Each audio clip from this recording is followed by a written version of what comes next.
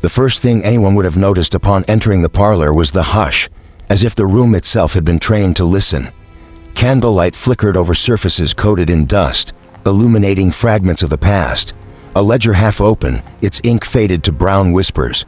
The spines of books lined with care, their titles no longer legible but their presence heavy with intention. The faint scent of wax and paper that had absorbed decades of silence. Candle flicker outside, the world moved with its usual indifference. Horses clattered over cobblestones, the mail arrived with official brevity, the wind tugged at shutters as if trying to pull secrets from the house. Yet inside, time had condensed into a single, suspended moment. A mother, a child, a photographer, and the weight of choices unspoken. The parlor's walls, once bright with floral patterns, had faded into the gray-brown of forgotten cheer. Sunlight filtered through the east-facing window, revealing motes of dust like tiny galaxies drifting slowly, suspended in the air as though reluctant to fall. Every speck caught the light differently, turning ordinary dust into evidence, each one a silent witness to a story that refused to be told aloud. The clock on the mantel ticked steadily, indifferent to the small human dramas unfolding before it, counting the seconds as if it had no allegiance to the living. Ledger flick, in the center of the room, the woman sat with posture so exact it appeared almost unnatural. Her dark dress swallowed the light around it, a garment of careful invisibility, the kind chosen by those who understood that being seen too clearly could be dangerous. Her hands were folded neatly at her lap, fingertips pressed together to suppress tremors the eye could not detect.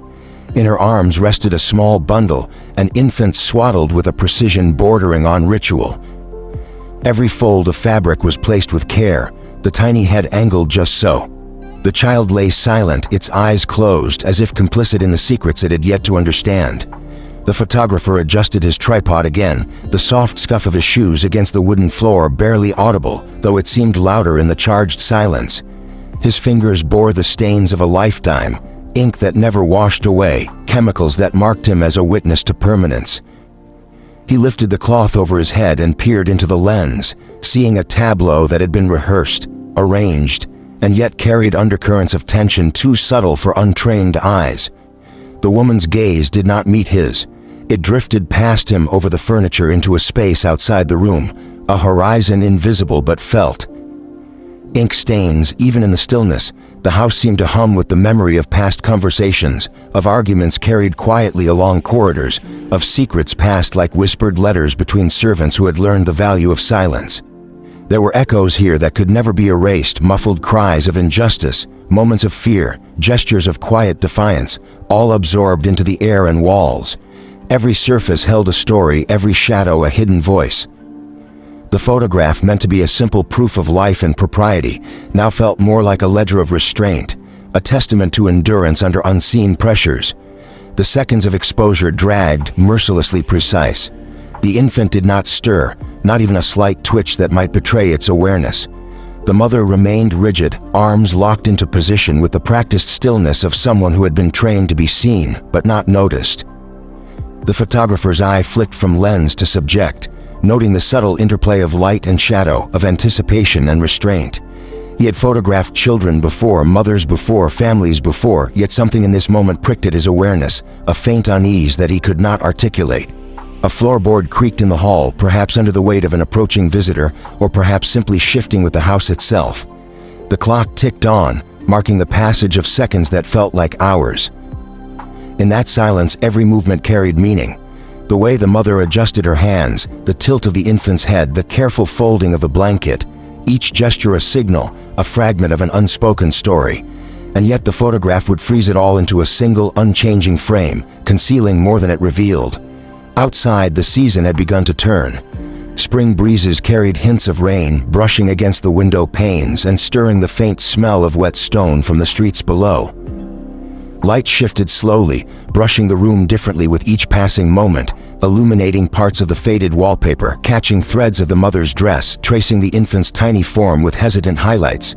The photograph would capture none of this subtle movement, none of the tension that hummed in the air. The mother's eyes, still directed somewhere beyond the camera, reflected an awareness far older than her years. There was knowledge there, encoded in every careful blink, in every subtle shift of the body. She knew the photograph would outlast her, that its stillness would mislead observers, conceal the pressure of command, the weight of hierarchy, the quiet threat of those who claimed authority over the household. The infant, though unaware, was an extension of that knowledge, an unwitting participant in a tableau designed to preserve appearances at all cost. The photographer finally released the shutter, its click breaking the silence like a distant bell. For a moment the room seemed to exhale, though the secrets it held did not move. The exposure had captured everything, the rigid hands, the motionless child, the mother's distant eyes, but it had revealed nothing of the unseen tension, the quiet coercion, the carefully curated silence that pervaded every corner of the room. Even after the cloth was lowered from the camera, the house did not return to ordinary life. Shadows remained thick in corners where light had barely touched, and the faintest tremors of unease lingered in the air. The photograph, now fixed in its permanence, would travel through time as a proof of existence, of order, of propriety, but also as a silent testament to the undercurrents that no observer would guess. The secrets waited, patient, in the room, in the folds of fabric, in the watchful eyes of a mother who had learned to inhabit stillness as a shield.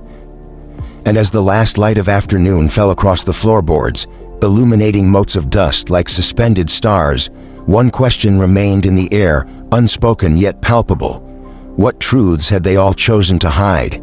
What decisions, made quietly in corners and whispered behind doors, had shaped the lives captured in that frame? The photograph promised clarity but delivered only the surface calm, leaving the deeper stories to linger, unresolved, inviting the viewer to look closer, to notice what had been deliberately concealed. Somewhere in that quiet the house itself seemed to remember.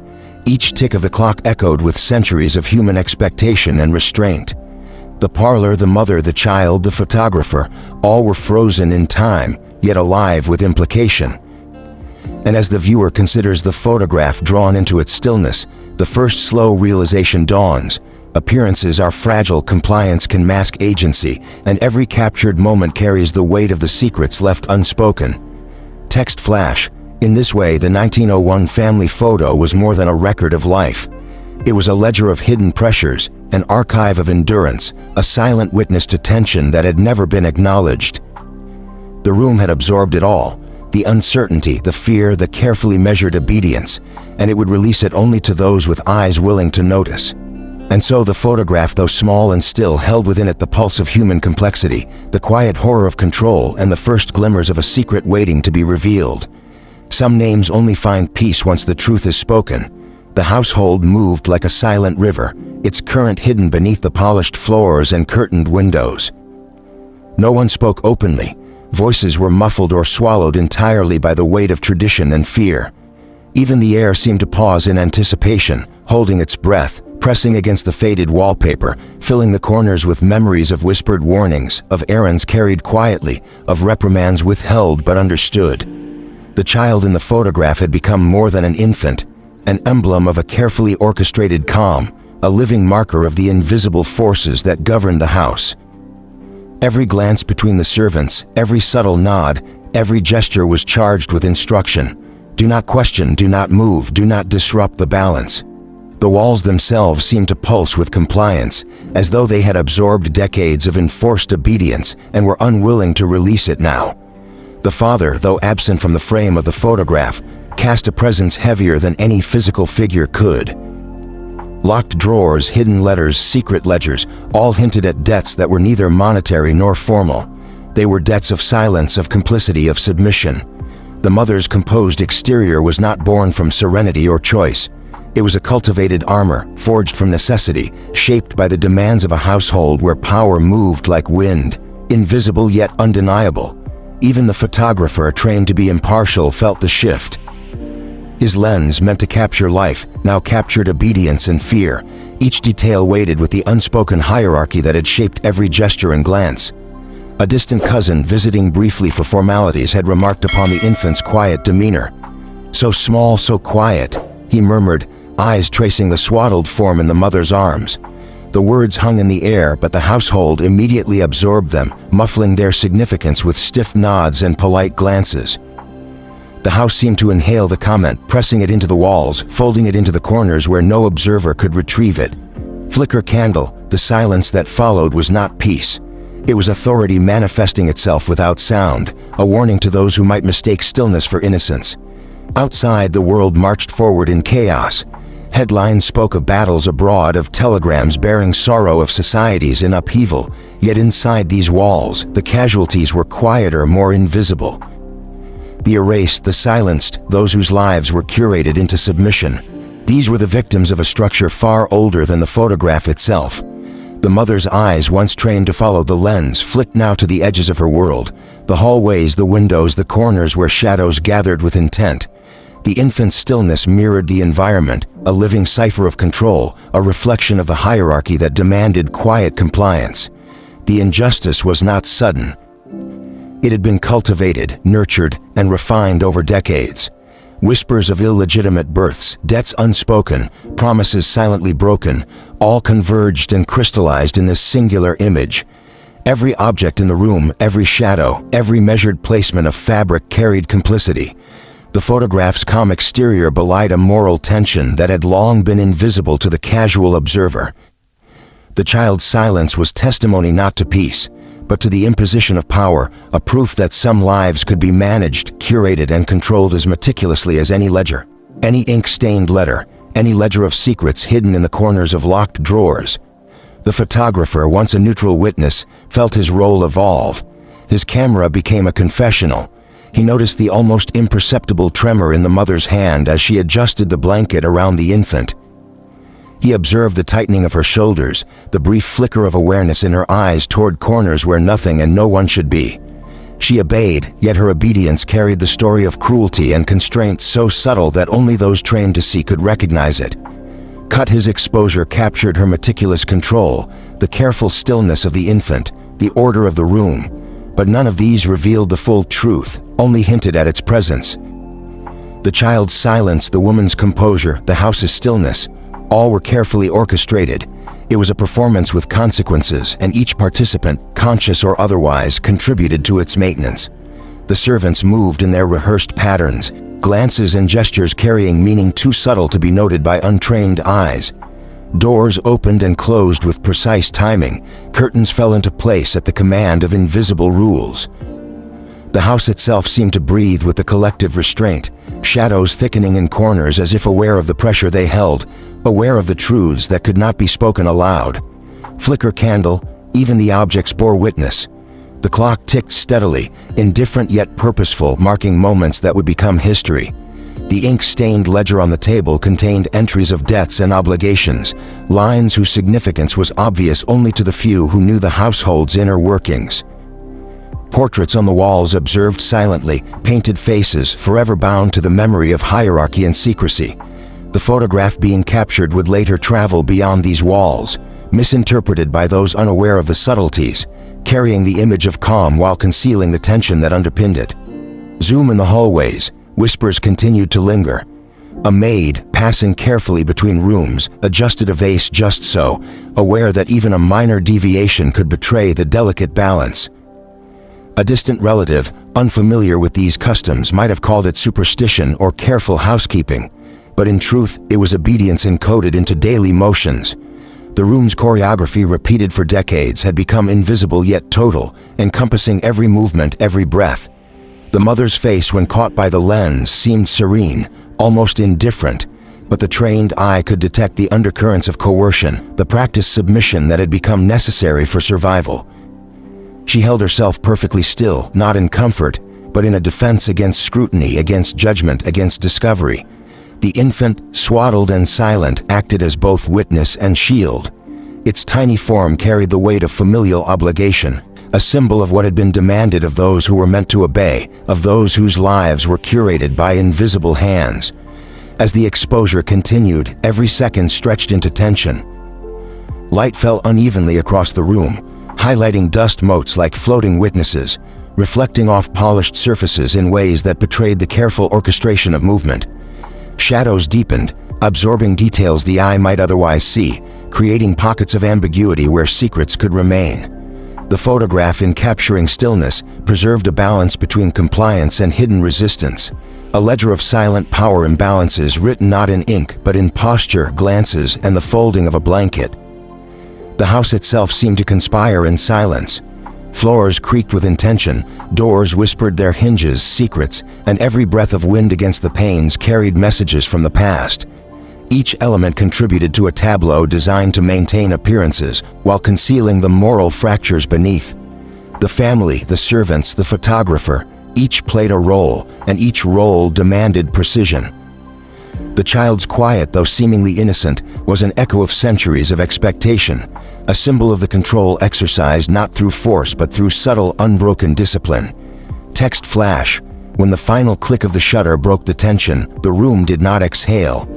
The image now captured carried both calm and fear, compliance and coercion, innocence and imposed stillness. The exposure had recorded more than a family moment. It had documented a social mechanism, the invisible architecture of power, the fragility of appearance over reality.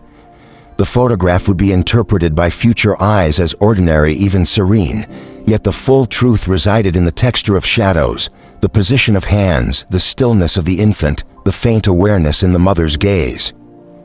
And as the photographer packed his equipment, careful not to disturb the invisible order, the realization settled across the room like dust. Some secrets were meant to endure not in spite of documentation but because of it. The stillness was not peace, the silence was not emptiness, the photograph was not innocence. Every detail, the folds of fabric, the tilt of a head, the placement of a chair, had been calculated to preserve the unseen, the unheard, the unacknowledged. Silence, the viewer, suspended between curiosity and comprehension, is left with the knowledge that appearances are never reliable. That power can be asserted quietly, invisibly, and that obedience may hide as much as it reveals. The photograph, while outwardly a proof of propriety, is in truth a ledger of control, a mirror reflecting the moral imbalances that governed every life in the house. And in this suspended understanding, the first true shock emerges. The child, the mother, and the household are not merely subjects of a portrait. They are participants in a carefully maintained deception, a tableau of silence that has survived decades unchallenged. Some names only find peace once the truth is spoken. The parlor lay heavy with silence, but it was not the absence of sound that made it oppressive. It was the weight of what had long been unspoken, pressing on every corner, every shadow, every threadbare fold of wallpaper.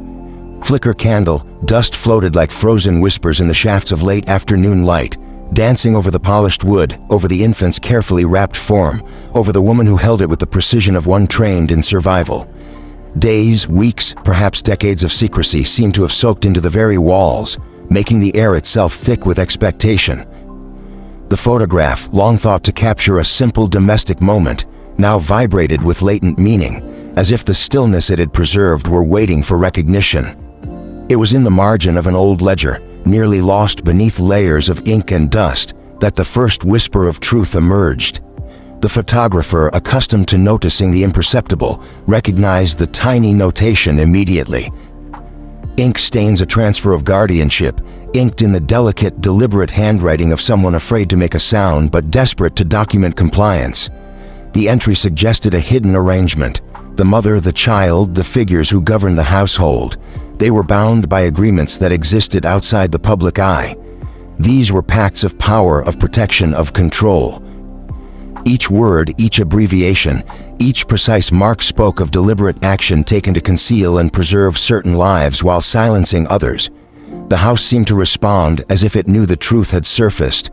Shadows thickened in corners where the light never touched, shifting as though acknowledging the revelation now creeping through the room. Portrait glance, the mother's composure, previously rigid and rehearsed, softened imperceptibly, but only to reveal the quiet resolve that had always been there, hidden beneath layers of imposed obedience. Her eyes, once drifting past the lens into private horizons, now reflected a watchfulness and awareness that no outsider could perceive. Every gesture, the careful folding of fabric, the straightening of the child's blanket, the tilt of her head, carried meaning beyond mere compliance. The ledger, the photograph, the air of the room, they were intertwined in a story whose depth few had ever imagined. The child remained still, but its quietude no longer seemed merely passive. Each movement, or lack thereof, became loaded with significance. The folds of the swaddling, the positioning of tiny hands, the subtle alignment of limbs, all were measures of survival, acts of obedience carefully learned or enforced, and now under the gaze of archival scrutiny, they became evidence of resilience. Cut the photograph, once a neutral record, was transformed into a lens through which power, duty, and fear could be read, layer by layer, like inscriptions in a ledger meant for the initiated.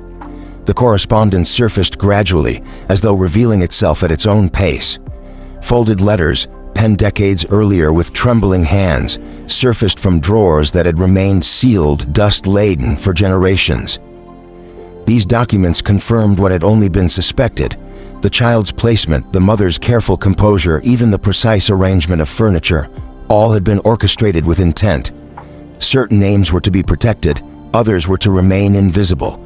Flicker Candle, the woman outwardly compliant, had in truth become a custodian of secrets, ensuring that while appearances suggested serenity, the underlying hierarchy of power and protection persisted.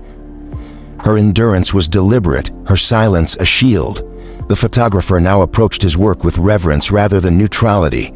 Each click of the shutter carried more than image, it captured the moral lattice upon which the household had been built. Zoom the infant's stillness, the mother's disciplined attention, the lingering shadows, they were all layers of the same intricate truth. He observed how the light from the east-facing window fell unevenly across the room, highlighting the folds of fabric, the curve of a small hand, the glint of dust motes in the air, as if the environment itself were participating in the revelation. Each detail was a testament to a system of hidden knowledge, invisible to all but the observant. The world outside marched toward chaos, indifferent to these private machinations. Wars unfolded, telegrams brought grief across oceans, society changed in loud, visible ways. Yet inside this parlor, history moved differently. The revelation whispered rather than roared. It unfolded in delicate increments, in the subtle shift of a glance, the quiet straightening of posture, the faint tremor of a hand held steady by discipline and fear. Here, in this room, the past and present converged, merging the private endurance of the mother with the observant eye of the photographer into a tableau that demanded recognition. Portrait glance ZZZ light flickered against the walls, highlighting dust and fading wallpaper. The ledger and letters worked in concert with the photograph to create a layered understanding. What had appeared merely procedural now revealed moral intricacies. Promises upheld at the cost of quiet suffering, duties executed under surveillance, and protection ensured through subtle compliance. Every action, every silence, every careful breath was part of a system that allowed certain truths to flourish while others remained suppressed. Cut the photograph no longer recorded a birth alone. It recorded obligation, courage, survival, and hierarchy, frozen yet speaking volumes for those willing to read between the lines. The mother's gaze shifted occasionally toward the infant, eyes reflecting knowledge accumulated over countless careful decisions. She had not been a passive participant. She had navigated a complex network of expectations, of power, of unspoken rules, ensuring that the child was shielded while the house maintained its rigid exterior. Her quiet strength had been invisible to most, hidden behind the facade of obedience, yet it had governed the unfolding of this domestic theater with subtle authority. The photograph was her ally, a silent witness to both endurance and strategic compliance. Even the room itself seemed to archive these truths, absorbing each motion, each breath, each flicker of candlelight. Floors that creaked beneath measured footsteps became part of the narrative. Furniture moved only according to invisible patterns, participated in the story. Portraits observed from walls, forever bound in oil and canvas, carried the weight of recognition, their painted eyes a reminder of those who had been trained to watch without interference. Silence, the air was thick with accountability, though no one spoke. And yet as the daylight waned and shadows grew, the narrative remained incomplete. Not every ledger had been found, not every letter unfolded, not every detail remembered. The photograph held fragments, carefully curated, waiting for the careful eye to assemble them into coherence. The revelation had begun, but its full scope was deferred, lingering like the final note of a haunting melody. The child's quietude, the mother's vigilance, the shadows of the house, all were now understood to be deliberate elements of a moral and social puzzle that no observer could entirely solve in a single moment. Text flash, music drop. The weight of discovery pressed gently but persistently against the viewer's consciousness. One began to understand that appearances were never neutral, that compliance could be a form of strategy, and that silence might conceal more than it revealed. Each element, the photograph, the ledger, the letters, the candlelight, worked in concert to document both survival and submission, courage and fear, compliance and subtle defiance. The house itself, through its walls, its floors, its shadows, became a participant in revelation, guiding the careful observer toward a deeper truth. And as the viewer contemplates the tableau, the ultimate unsettling reality emerges. Some truths are patient, waiting for attention, waiting for recognition, refusing resolution. Not all letters have been found, not all ledgers examined, not every witness remembered the significance of what they saw. The photograph, though illuminated by scrutiny, still harbors gaps, omissions, and carefully hidden knowledge. Silence? The revelation is ongoing, patient, insistent, a reminder that even as some secrets surface, the story is far from complete. The house, the mother, the child, they endure, watchers and watched, participants in a narrative that will continue to unfold long after the shutter clicks, long after the candle gutters, long after anyone thinks they have seen the full measure of truth. Some names only find peace once the truth is spoken. The house had grown quieter since the photograph was taken, yet the silence was not empty. It was charged, dense with the weight of secrets that refused to leave. Dust had settled into every corner, tracing the contours of shadows where whispered confessions had once lingered, layering memory onto memory, until the walls themselves seemed to remember more than any human could. The child, once a small and still presence, now appeared almost spectral, a living ledger of truths that no ink or letter had fully captured. Every tilt of the head, every fold of the blanket, every fleeting glance from the woman who held the infant seemed to pulse with intention, each element carefully measured, each motion a statement of endurance and control. Even the furniture, worn and polished, seemed to breathe with a knowledge of its own, aware of the invisible currents that had shaped every life within its frame. The twist did not announce itself with drama or flourish. It arrived in the quiet, through a shift in perception. The mother, once presumed merely compliant, revealed herself as the subtle architect of the entire tableau. She had positioned herself, the child, and the photograph in such a way that the house's hierarchy, the family's public reputation, and the unseen chains of authority were all preserved. Portrait glance, what had been earlier identified as injustice and cruelty, the hushed fear, the rigid obedience, the household trained into silence, were real, yet they were merely part of a more intricate narrative. True power lay in her endurance, in her calculated shaping of perception, in the ability to bend a story without ever breaking under its weight. Her resilience was invisible, yet omnipotent, a quiet force that controlled the very lens through which others interpreted life within those walls. It was in the margins of a yellowed letter, found decades later in a drawer long forgotten, that the deeper secret whispered itself. Ink stains, the photograph, it turned out, had not been circulated to commemorate a life or celebrate birth. Its purpose had been strategic, to obscure a truth so potent that its revelation could have undone the family's standing, disrupted the carefully constructed social order, and exposed debts and pacts that others had assumed were lost to time. Names, obligations, and hidden agreements had been deliberately left unrecorded, left invisible to anyone who might glance only casually. Those who assumed they held sway over the household were merely acting within the parameters she had defined, performing roles in a narrative she had curated with precision. Even the photographer, once considered a neutral witness, had been unknowingly complicit in her orchestration, documenting not just life, but a carefully designed illusion. The child, still and silent in the frame, now embodied more than innocence. It became a living symbol of survival under orchestrated silence, an emblem of how information could be controlled without a single word spoken. Cut. Each subtle movement, each meticulous alignment of limbs and hands, communicated a disciplined resilience, a tacit understanding of the invisible forces at play. The house itself seemed to remember, echoing the choices made by those who had dared to act within the margins of power. Every wall, every floorboard, every flicker of candlelight bore witness to the strategy embedded in stillness. What had once appeared passive now revealed a deliberate orchestration of perception. As the years unfolded, scholars, historians, and casual observers returned to the image, peering at shadows, folds of fabric, the angle of a head, the intensity of a gaze. Flicker candle, Each detail became evidence of intent.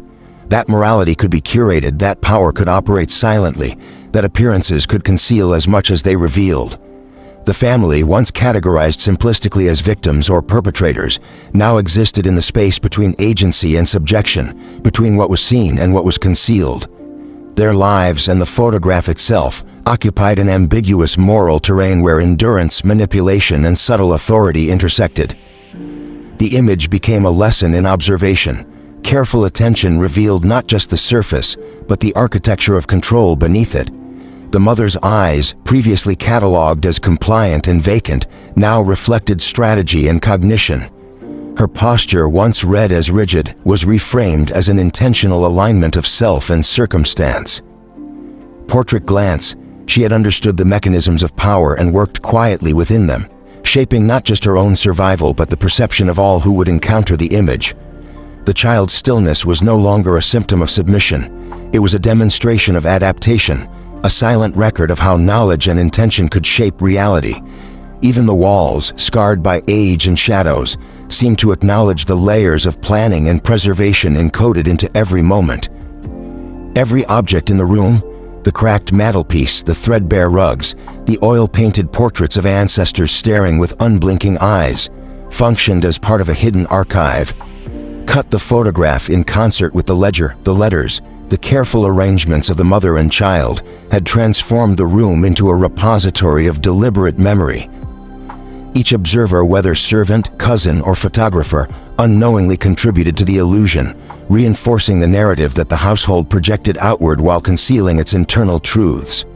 The hierarchy of silence, the choreography of compliance, the orchestration of shadows, all were in place long before any camera clicked, yet the image ensured these dynamics would endure visually for generations. Time itself did not diminish the potency of the photograph, it enhanced it. Flicker candle observers decades later noted minutiae that would have escaped the casual eye. A subtle curve of a finger, the micro-expression of a shadowed gaze, the tilt of a blanket corner. These details conveyed the persistent message that the story was layered, that the surface was a performance, and that power and knowledge could be exercised without confrontation.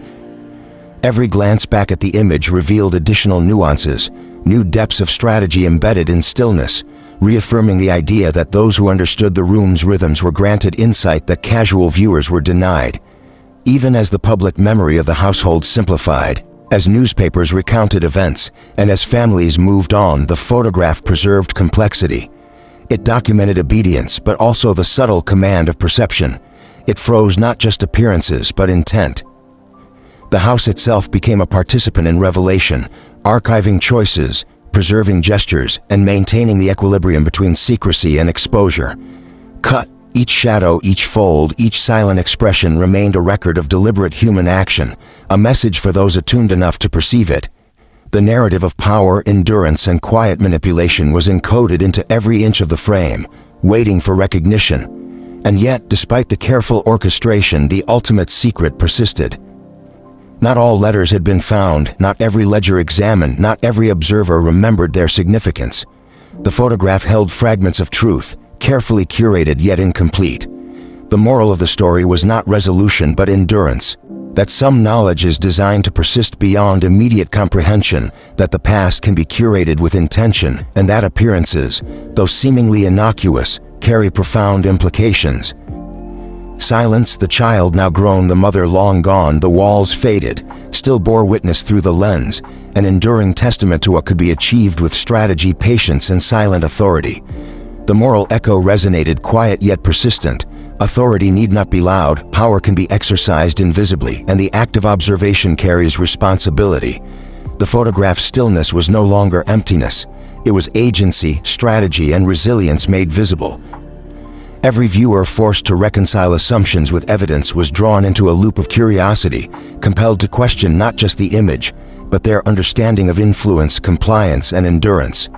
The house, the photograph, the child, they were forever intertwined in a story of subtle dominance and layered secrecy. And so the final loop remains. The image, framed and displayed, continues to hold quiet dominance. Every shadow, every crease of fabric, every faint expression remains a reminder that history is neither neutral nor fully observable. Cut. Viewers are left to contemplate who truly controlled the narrative, whose voice mattered, and which truths remain deliberately hidden. Some names may find peace once recognized, but some secrets are engineered to endure indefinitely, impervious to scrutiny or time. The photograph persists, a frozen yet living document, alive with strategy, implication, and the persistent question, what else lies unseen in the stillness? Some names only find peace once the truth is recognized, but some secrets are designed to endure forever. And in that endurance, the photograph holds its ultimate power, a single silent moment fully alive with consequence, impossible to escape, impossible to simplify, and infinitely patient.